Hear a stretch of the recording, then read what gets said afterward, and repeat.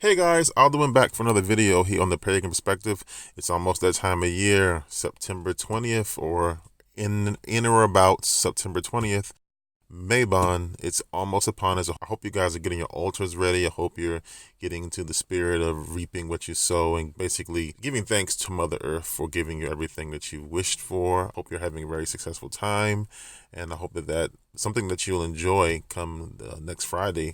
It's also Friday the 13th, and I know there's lots of different people who look down on the number 13, but there's also people who like the number 13, such as the people over in Thailand. 13 is a very spiritual number for them. So this is a very exciting thing this is a very exciting day. I mean, the seasons here in the eastern United States are starting to turn. It's starting to get into the 60s and 70s instead of the 90s and lower 100s here. So this is actually my favorite time of year. I love this kind of cusp between the heat and the cold. I love it. If I could control the weather permanently, I would have it be a pre-fall state almost all the time. That's just me. I also love the color orange, which is why you saw in my intro that my particular symbol here is turned orange.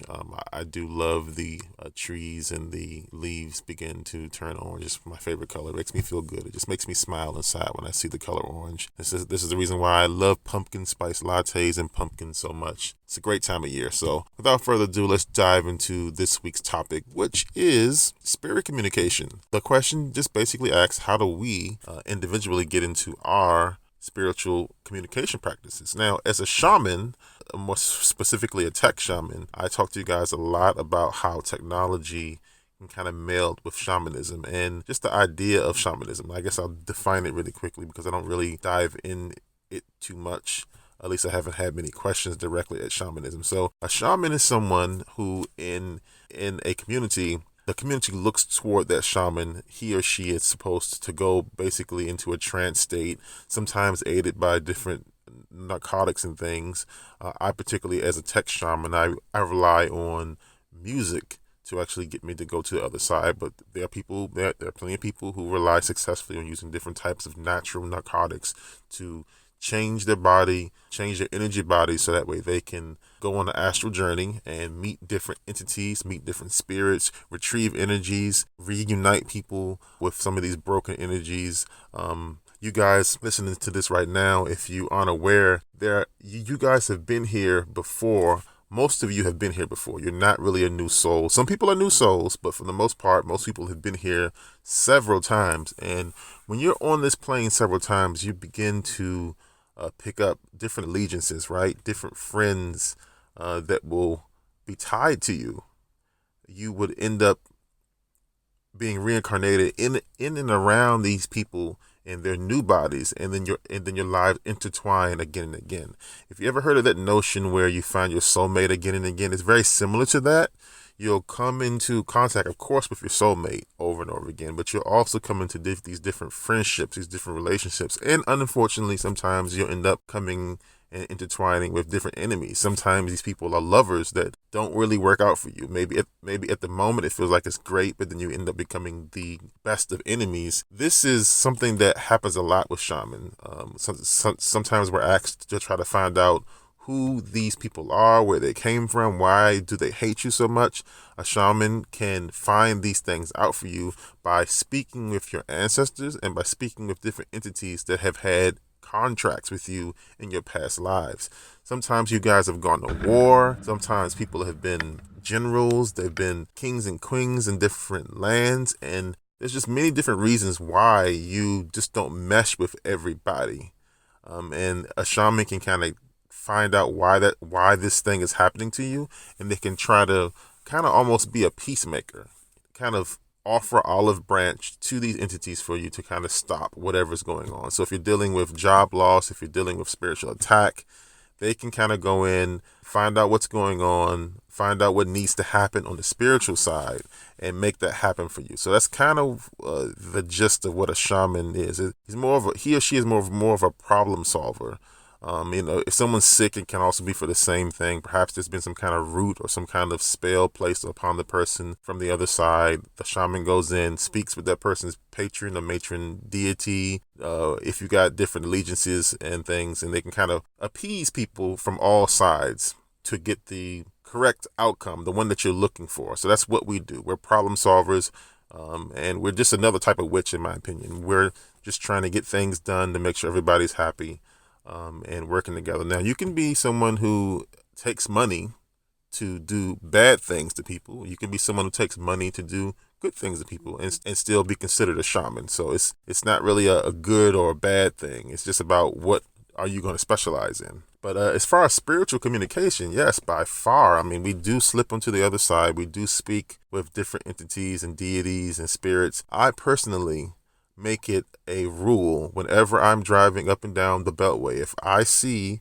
a cemetery of any type, I don't care what state I'm in. If I see a cemetery of any type, I say out loud, and I'm not bashful about this. I don't care if my parents are in the car. I don't care if it's my husband and his family. I don't care if it's people I just met. I always say hail and farewell to the spirits who are in that particular cemetery, because I feel like they've been resting there so long. Very few people have acknowledged their existence. And I think it's important to acknowledge the people who have come before you. Now, there have been times that, depending on certain cemeteries, there may be people who are there who are actually, who don't really like me because of the color of my skin. I've actually dealt with racist spirits who try to linger and play around and call names, but generally they can't venture out too far from their grave, so they usually go away. But it's kind of rare because I'm not always in weird racist areas. But yes, that is a thing.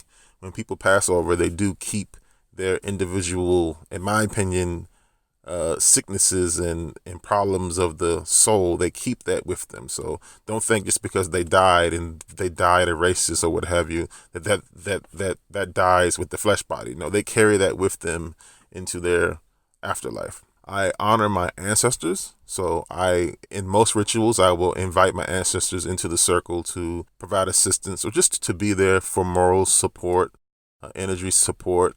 I also feed them. I offer them food. So whenever I have my meals, all meals, anything that I intake into my body, I offer it to, number one, to my spiritual team. I offer it to my patron and matron deities, depending on the days.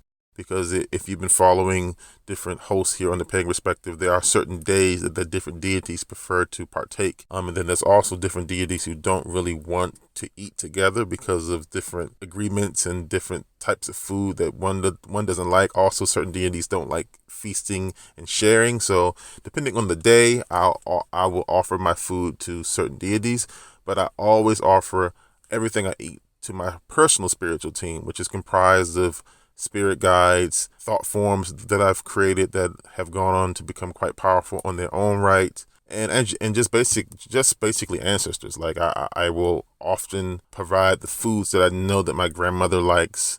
I'll offer that to her. I haven't created an altar for her, but on her birthday and things, I will offer her this different types of sweets that I know that she likes. And guys, this is very important. I mean, your ancestors, they really thrive on food that you give them. They thrive if they had something that they enjoyed when they were in a flesh body, such as different types of liquor, cigarettes, different desserts, and different salty and sweet foods. Offer those things to them. You'll be surprised. You may actually hear from them in a dream. That will kind of solidify this for you guys. If you know that your grandmother loved a certain type of cake, call her name. Create an altar to her. If it's your grandmother, same thing. If it's your grandfather, same thing. Create a small altar, which could be nothing more than a pitcher and a plate with the food there, and maybe a candle, and just dedicate it to them. Put the food there, say it's for them, and you'll be surprised. They may come and visit you in a dream. But I think that pretty much well answers the question. I mean, absolutely. I mean, shaman are very big on speaking with spirits. I believe that they're there. I believe that we will become spirits when we pass. Just to touch on that aspect, I do believe in reincarnation, like many witches do. I believe that we go on over and over again until we kind of deal with our major flaws, our major issues that we are suffering with in these flesh bodies, because no one's perfect. Everybody has like a small character flaw or character wrinkle that we need to kind of iron out. Luckily for me, mine is not crazy stuff. Like, I'm not like a wild racist person. I'm not some crazy person that thinks that I'm better than people. Mine is just basically being a bit nervous around people, and then anger. These are the two things I think I have to do. And then also procrastination. I will say that I do struggle with that from time to time. So those are my 3 character flaws that I feel like I'm here in this time to kind of process and deal with. And that's something that I think I've probably had to fight in quite a few lives, different realms and things. So those are the goals I want to accomplish. And I will see you guys back here next week on the Pagan Perspective, and next week will be even closer to Mabon. So I would like to turn the question over to you guys. Like, what do you think? Do you use spirit communication? Do you use the Ouija board? Do you use any kind of divination practice? Do you use the pendulum? Do you use tarot cards? Like, what do you guys think? Have you been to any open circles?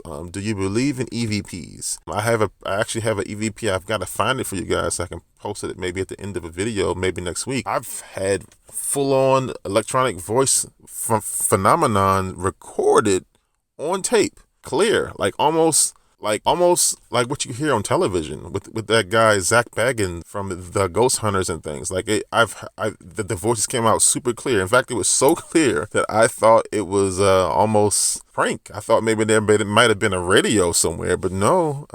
Later on, when I got hooked up with my spiritual team, they confirmed it. That was the voice of a spirit. So I'll see if I can get that over to you guys next week. I'm not in a situation where I can get it downloaded right now and put it into this video. I will just certainly try to see about getting it into the next video so you guys can hear that EVP. It was amazing. Look forward to hearing what you guys have to say down below. Also, I want to remind you to go ahead and follow me on my external projects. I am offering a podcast service.